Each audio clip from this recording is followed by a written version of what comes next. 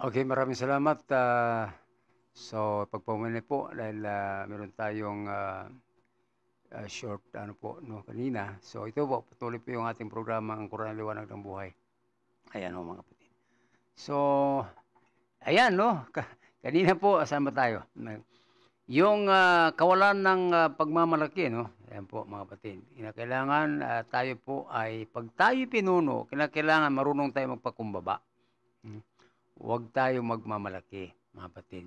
Iwasan po natin yan. Hindi ka pwedeng magmamalaki. Alam niyo ho mga kapatid, isa ito sa mga katuruan ng mga kapatid natin, ng mga dawat tablay. Minsan nasama rin ako dyan na yung bawal yung pagmamalaki. So kamamaslati ka, basang ranap. So bawal po yung mga kapatid. Kinakailangan, pag isang pinuno ay,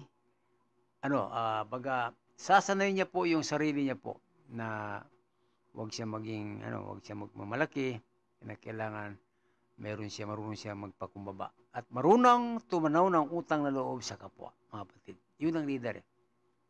Hindi ibig sabihin na leader ka, sa'yo ng lahat, mga kapatid. Ha? Kailangan mayroon kang transparency, mga kapatid. Ha?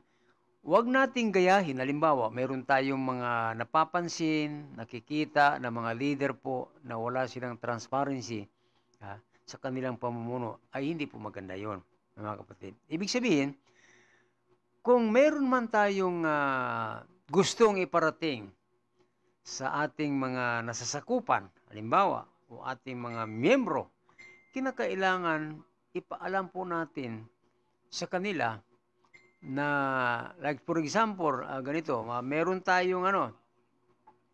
meron po tayong mahalagang balita ngayon para sa ating lahat na ang ating samahan ay pinagkalooban halimbawa ng mga mayayaman halimbawa na bigyan tayo ng sapat na pondo para mayroon tayong magamit, mga kapatid. Ganun doon yun eh. Katulad ng yung mga organisasyon na every year po yan, meron silang tinatawag na anibersaryo, mga kapatid. So, kung ang isang leader po doon sa organisasyon, halimbawa, yung hindi naman lahat ng membro dyan, no, ay may mga pera po yan. Karamihan katulad natin, wala tayong source of income, no? Minsan ang problema natin, kahit yung pamasahe natin, mahirapan tayo pumunta doon. What more kung tayo po ay magbibigay pa ng contribution na pag wala ho tayong pera, mga kapatid, hindi na tayo mag-attend, mga kapatid. No? So, hindi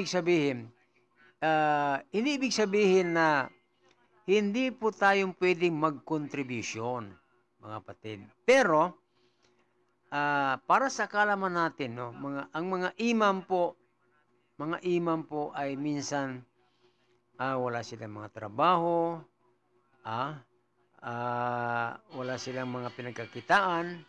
So, kung halimbawa wala ho silang mai-contribute, mga kapatid, kung maari, ay wag na silang hingian, no?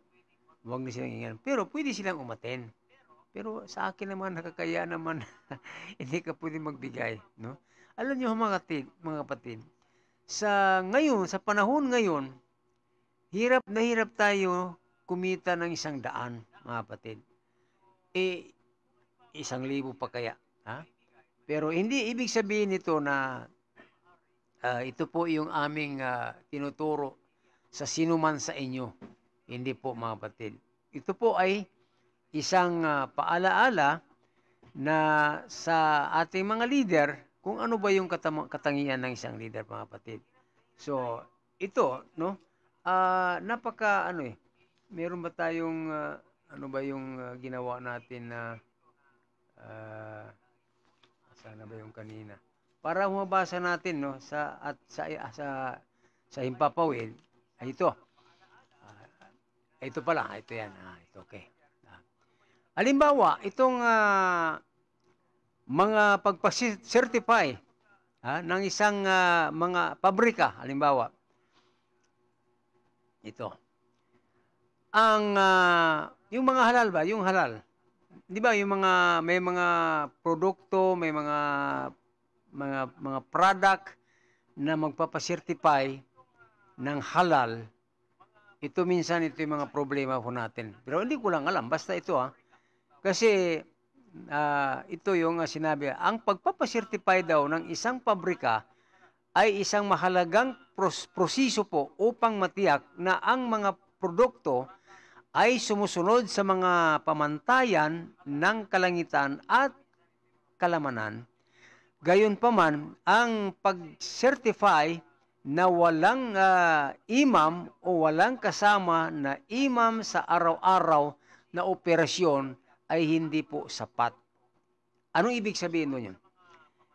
Ganito po yun Halimbawa, merong mga produkto na mga sardinas, mga candy, biscuit, tinapay, o basta mga dilata, mga karning mga beef, basta na alam natin na yan po ay galing po sa mga produkto po ng mga non-Muslim, mga kapatid.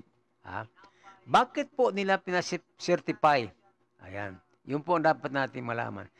Ang kailangan daw ay meron mga imam doon or may mga kaalaman sa Islam na kasama ho sila doon. Let us pwede naman yun, halimbawa tulad ng NCMF o may magpa-certify. So, pwede ba kaming magbigay ng isang imam o dalawa para po sa inyong opisina at kasama po sila sa payroll? Ayun pa, maliling para meron yung certify na kasi hindi natin alam although na-certify yan, pero hindi naman natin alam na wala namang doon, wala silang kasama doon na itong mga imam na doon sa pag-iikot doon sa kanilang mga pagawaan, hindi natin alam, baka magkakatabi lang o di kaya isang pagawaan lang, no? O yung halimbawa, like for example, isang palanggana lang. O yung haram, doon din na nilalagay, halimbawa. O after doon, ipapalit naman yung halal na gagawin, halimbawa. So, ibig sabihin, isang lagayan lang. Ibig sabihin, hindi na certify na magkaiba, nakabukod yung meron silang division na hindi po, kahit yung hangin, ay hindi po mapunta doon sa hindi halal at doon sa halal. Ibig sabihin, safety, ayan mga kapatid. Yun ang ibig sabihin doon Kasi kung walang imam doon sa araw-araw operasyon, ibig sabihin hindi po sapat. Ayon sa mga prinsipyo ng Islam, ang pagpapasertify ay dapat gawin ng mga taong may kaalaman at karanasan sa mga pamantayan ng Islam. At dapat na mayroong isang imam o isang taong may kaalaman sa Islam na kasama sa proseso ng pagpapasertify. Ganun po yan, mga kapatid, no? Mayroong isang hadith na nagpapatibay sa kahalagahan ng pagkakaroon ng isang imam o isang taong may kaalaman sa Islam na mga gawain ng mga Muslim. Yan. Hadith yan, Sabi niya, ang isang bayan daw na walang imam ay tulad ng isang barkong walang kapitan. Hadith po yan ni Bukhari at Muslim. Madinatu bila imamu kalsapinatu bila rubanun. Yun po. Ang hadith nito ay ang pagpapaalala na ang pagkakaroon ng isang imam o isang taong may kaalaman sa Islam ay mahalaga sa mga gawain ng mga Muslim, kabilang ang mga pag-certify ng mga produkto. Yan, mga kapatid. So, para malaman natin na kasi minsan ako, katulad ko, pag pumasok po ako diyan sa mga malaking grocery, ang tinitingnan ko po yung may sulat na halal na Arabic. Ngayon, ang tanong ko sa sarili ko, sabi ko, ito kaya ba ay totoong halal. Kasi siyempre, certify lang yun eh.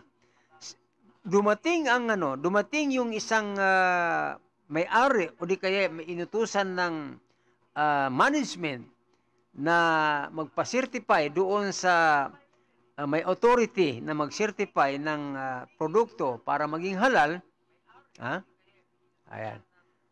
Insan, intro namin sa Mid-Ted sa Ingad sa Maguindanao. Nako, parang kasama ko diyan insan.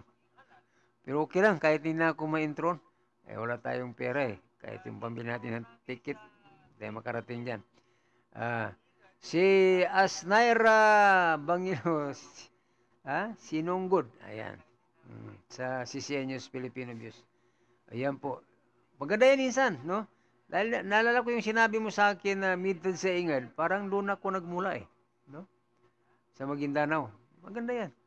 Ang importante, nandyan kayo at ibabati nyo sa akin yung mga pangalan po ng mga na-intron dyan ng mga kamag-anak natin. Is enough for me mga kapatid. Masaya na ako doon. Ayan. So, ibig sabihin, napakalinaw po na kinakailangan natin, di ba, ituloy ko po yung kanina, sabi ko, pag ako'y bumili ng isang mga biskuit, chichirya, tinapay, dilata, toyo, asukal, meron kasi mga certified na halal po yan eh. So, ang tanong ko sa sarili ko, ito kaya ay separated ba doon sa paggawaan ng hindi halal o halal? Yun ang tanong ko, sabi ko, hindi na bali. Si Allah na lang bahala. Hindi naman ako nag-certify dyan. Kasi, naalala ko pala nung panahon ni Secretary Dato Zamzamin ng Patuan, pa yun, panahon po ni former President Gloria Macapagal Arroyo yan. Madalas po niya akong pinapaakyat, papasok doon sa kanyang opisina. So, nakikinigan ko lagi sa kanya.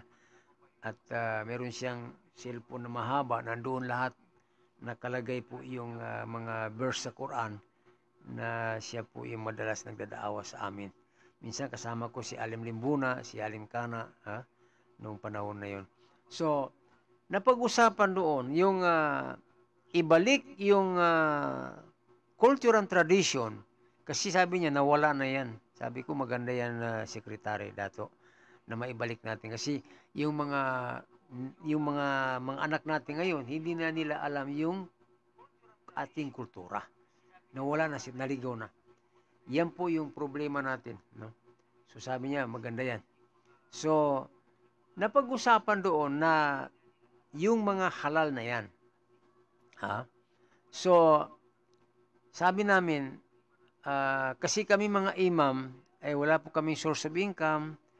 Ngayon, baka pwede na kung may magpa-certify na mga produkto, ay isa man lang sa amin o dalawa na para kasama doon sa payroll ng mga kumpanyang yan, para merong magmamanman doon sa paggawaan, para hindi tayo magiging duda. Kapatid. Ang sinasabi ko lang, hindi ko naman nakikita yan. Okay.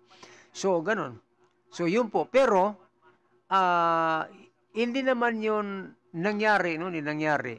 Pero sana, lahat ng mga magpa-certify ay kayong mga malalaking kumpanya, yung may mga San Miguel na mga dilata, kailangan siyempre mga mayaman yan eh, kilalang mga kumpanya yan eh. So pag kayo pinagpa-certify, mas maganda yung mayroong mga original o mga born Muslim na nandoon sa kumpanya na yon, na sila po yung kasama doon sa pag-ikot ng operation, halimbawa, na para maging sapat po doon sa araw-araw na yung kanilang mga pinag-certify na. So, ganun po mga kapatid, no? Ibig sabihin, ang isang bayan na walang imam ay tulad ng isang barko daw na walang kapitan. Ibig sabihin, no? So, ang hadith nito ay nagpapaalanda sa mga magkakaroon ng isang imam o isang taong may kaalaman sa Islam ay mahalaga sa mga gawain ng mga Muslim kabilang ang pagsisertify ng mga produkto. Tulad ng Surah Al-Imran, ayat 159, ang kung ikaw ay nagkaroon o magkaroon ng pagtitiwala sa Allah ay gagawin niya ang isang imam na magpapalunad sa mga gawain mo. Ang ayat nito ay nagpapaalanda na ang Allah ay nagpapalunad ng isang imam o isang taong may kaalaman sa Islam upang magpalunad sa mga gawain ng mga Muslim. Kaya pagpapasertify ng isang pabrika na walang imam o walang kasama na imam sa araw-araw na operasyon ay hindi sapat at hindi po sumusunod sa mga prinsipyo ng Islam. Diba? Ano lang natin ito baga ni-research lang namin ito mga kapatid, no? Para hindi tayo magiging Allahu Akbar, mashallah. So, yun. So, ano na? So, di ba, mas maganda yung ganun para matulungan nyo po yung mga imam na wala pong source of income, na magkaroon sila ng source of income na para mayroon silang kabuhayan. Okay. Ito, isa pa. Itong matagal ng request ni Brother June Obrero o Abduhadi Obrero, itong sa Imam Council na gagawa yung mga ulama natin, yung mga imam natin na gagawa ng uniforming sermon, no? Khutbah sa bawat masjid. At halimbawa, kung may magawa man, bibigyan sila ng kopya ng mga imam na, halimbawa, ikaw doon mag-imam, ito yung pamasahe mo, ito yung may matira pa dyan, pag-uwi mo, meron kang pambili ng makain, no? Sa pamilya. So, yun yung isang topic lang na itatranslate sa Tagalog kasi yan po yung kailangan natin na maisalin sa Tagalog po yung wikang Arabic at yung Quran at ang hadith ng Propeta Muhammad upang madaling maintindihan po ng ano doon sa harap, mga kapatid. Kasi hindi katulad sa Mindanao na ang majority po doon, halimbawa, Maranao, sa Lanao, sa Maguindanao, sa Hulo. So, yung lingwahe po natin ang ginagamit natin, mga kapatid. So, dito sa Metro Manila, lalo dyan sa amin, sa may Napukor, yung pinagkatiwala sa akin na masjidyan. So, hindi po kami pwedeng, although magsalita kami ng aming lingwahe, pero itinasrantit namin sa Tagalog kasi hindi naman lahat ng nandun sa harap mo ay may mga balik Islam, may Yakan, may Tausug, may Maranao, may Maguindanao. Meron pang mga Kalagan, Davao. So, hindi ibig sabihin, paano na paglabas nila sa masjid ay hindi po nila maintindihan kung ano yung sermon na kanilang narinig. Kasi sabi ni Brother June Obrero, Abduhadi, ay minsan daw nagsambayang daw sila dito sa may Fairview, dyan sa mga kapatid natin na mga Maranao. So hanggang natapos na lang daw yung sermon, ay wala silang naintindihan kasi yung lingwahe po ng Maranao ang ginamit nila khutbah. So yun, mga kapatid. Kaya kung hindi man tayo marunong magsalita ng Tagalog, mag-translate, mag-aral po tayo. Ganyan din ako doon Nahirapan din ako mag-translate ng Tagalog Hanggang sa ako'y sumama ng Dawat Tabligh. So doon ako natuto. Pagka binigyan ako ng amal na bayan Maghrib, sabi ko, napipilitan ako, sabi ko na gagawin ko ito dahil tinanggap ko ito naging broadcaster din kami, no? Black timer po, dyan sa DWWD, Armed Forces Radio. So doon kami nahasa talaga na nagulat nga yung aking yung kasama ko po si Brother kalimutan ko ba si Sinyoron. Si Sinyoron, Abdurrahman Sinyoron. Sabi niya, bro, matagal ka ba na nagraradyo? Sabi ko, bro, ngayon lang ako sumalang. Hindi ako sabi niya maniwala. Hindi, ganito sabi ko, bro, ngayon lang ako sumalang. Kasi siyempre, mahilig tayo pagaya-gaya, kaya siguro ganon. So, sabi niya, hindi, magaling ka talaga, sabi niya. Akala ko, sabi niya, balik Islam ka eh. Hindi halata, sabi niya, yung pagka Maguindanao mo eh. Hindi, sabi ko kasi, lahat tayo naman, sabi ko, pagka mahilig tayong pagaya-gaya sa mga broadcaster, mga announcer, na magagaling, tulad nila Ted Filon, yan, nila Noli Di Castro, nila, sino pa yung mga magagaling dyan, mga batikan ng mga broadcaster. So, madali lang tayo matuto, mga kapatid. No? Pagaya-gaya. So, yun, mga kapatid. So, okay. So, ano ba ang function ng isang pinuno? Ang isang function ng pinuno ay pangangalaga sa mga tao. Ang isang pinuno ay dapat pangalagaan ang mga tao at dapat magbigay ng mga pangangailangan nila. So, ibig sabihin, kapag leader ka o presidente ka ng halimbawa ng isang samahan, organisasyon, katulad po na ginagawa po ni Police Colonel, retired Police Colonel Imam Ibrahim Muksir, pag Ramadan, ang dami mga nagdo-donate sa kanya, yan ang pinamamahagi niya. Ganun po ang leader po, mga batid. No? Kinakailangan, marunong ka magbigay o dapat ka magbigay sa mga tao manangailangan. Pag hindi po yun, halimbawa, katulad dito sa Muslim compound, ang daming tao dito, kung 5,000 lang po ang pack na bili, kasya po yan. Kasi more than 10,000 ata ang tao dito sa loob ng compound. Masya Allah, ang dami. Ha? So yun po, mga kapatid. Now, kinakailangan, dapat mong bigyan yung mga tao na kailangan. Yun. So ano pa? Sa Surah An-Nisa, ayat 56, chapter 4, verse 58. Inna Allaha yamrukum an tuwaddul amanati ila ahliha. Idha hakamtum bainan nas an takumu bil adl. Ito pa. So ibig sabihin, itong ayat na ito, alam niyo ho, mga kapatid, ibig sabihin ng amanat, tiwala yan, trust. Yung pagkapinuno natin, pagiging leader natin, isa po yan sa mga amanat, pinagkatiwala sa atin ng Allah. Ngayon, pag hindi po natin gawin ng tama yung ating pamumuno, itatanong sa atin yan sa kabilang buhay. Malaking katanungan po yan, mga kapatid. Doon, kung hindi mo kaya, huwag ka na mangarap mamuno. Dahil bakit?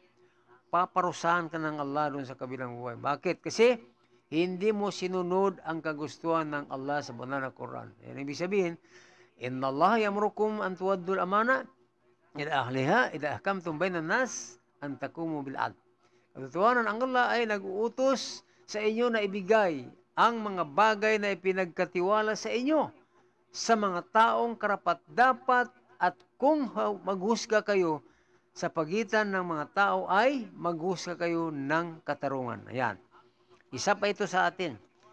Ayan nyo po, sa susunod na mga programa natin ay pag-usapan natin dito yung 5 malaking ahensya sa ating bansang Pilipinas. Katulad po ng Supreme Court, DOJ,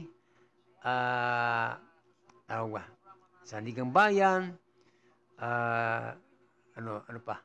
Basta 5. Hindi kaya yung kuwa. Ayan, 5 yan. Para malaman natin kung ano ba yung mga function ng mga yan. Na yan ba ay nabanggit sa Quran? Yes, nabanggit yan sa Quran, mga kapatid. Kinakailangan malaman nila, malaman natin, malaman ninyo po yung mga posisyon na pinagkaloob sa atin ng nag-isang Diyos Allah. Kinakailangan natin na dapat nating malaman kung ano ba ang mga function natin dito, mga kapatid. Kaya mahirap maghusga ka ng mali. Ang hinusgahan mo, yung tama, yung mali, ay yun ang tinulungan mo. Mali po yun, mga kapatid. Isang malaking kamalian po yan.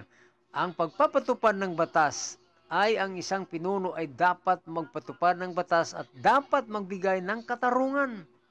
Surah Al-Ma'idah, inna anzalnahu tawrat fima huda wa nur yakum bayna biha nabiyyat ahya bima as-sakhafat min kitab Allah wa kanu alayhi syuhada. Al-ayah. Katotohanan daw, kami ay nagpapahayag ng tura na may gabay at liwanag, at ang mga propeta na sumuko sa Allah ay naghusga sa mga Hudyo, at ang mga Rab ay mga pari ay naghusga ayon sa aklat ng Allah SWT sa kanilang pinanatili. Itong tura na ito, itong aklat ni Musa alayhisalam, ito po ay binigay sa kanya diyan sa bundok na Tur, the Mount of Tur, kaya ho tinawag na Tura, mga batas, mga batid.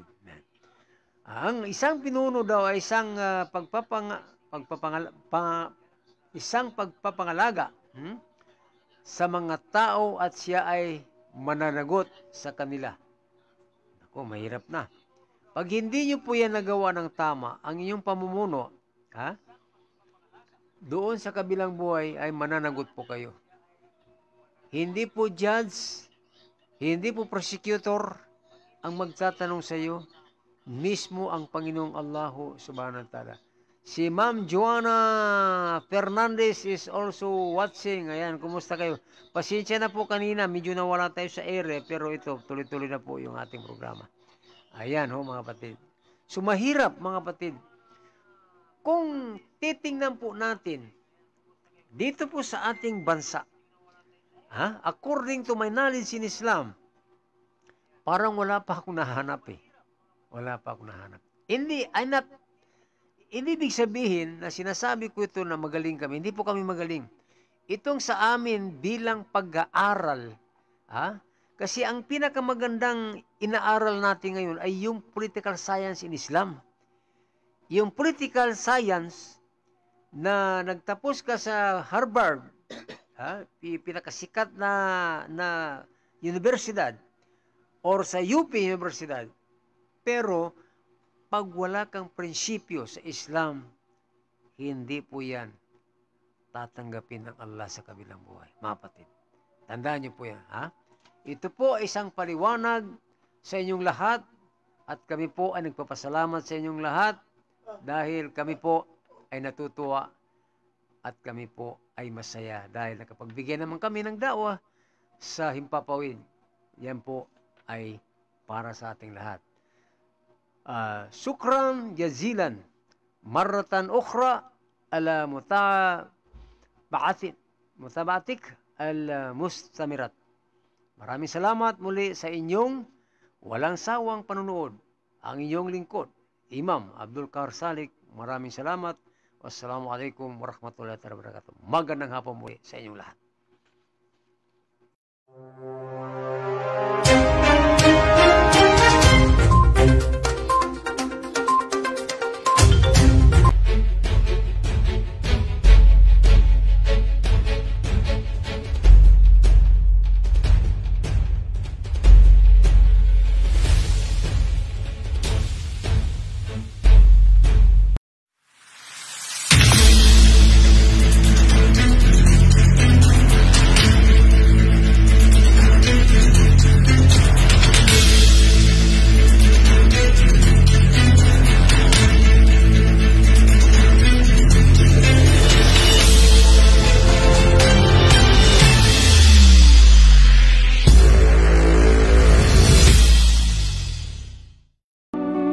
Assalamualaikum warahmatullahi ta'ala wabarakatuh. Maligayang pagdating sa programang ito na naglalayong ipakita kung paano ang banal na Quran ay nagbibigay ng liwanag sa ating buhay. Ang Quran ay hindi lamang isang libro ng mga salita, kundi isang bagay na landas ng katotohanan at kaligtasan. Sa programang ito, ating tatalakayin kung paano ang Quran ay nagbibigay ng liwanag sa ating pang-araw-araw na buhay. Kung paano ito nagtuturo sa atin ng mga aral ng pagmamahal, pagkakaisa at pagrespeto sa kapwa.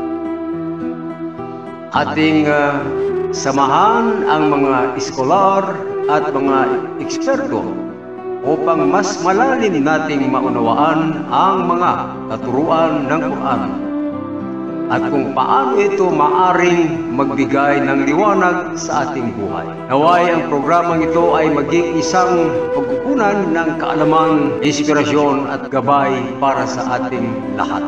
Naway ang Quran ay maging liwanag sa ating mga puso at isipan at gabayan tayo ng landas, katotohanan at